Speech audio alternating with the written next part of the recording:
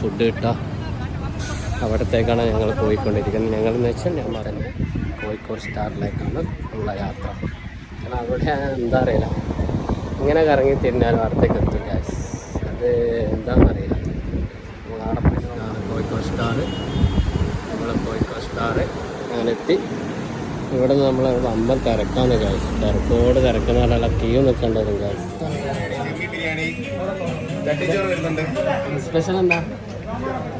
തൈരത്തി gas, തൈര്, അച്ചാറ്, അതേപോലെ ബീഫില്ല ഗ്യാസ്. ചള്ള ബീഫ് ഇങ്ങനെ നല്ലോണം നേരണ്ടി നല്ല മാപ്പിളപ്പാട്ടില്ലേ, അല്ലെങ്കിൽ വീഴുന്നോളെ അതും കേട്ടിട്ട് ഇങ്ങനെ കഴിക്കുന്നതിൻ്റെ സുഖമില്ല ഗ്യാസ്.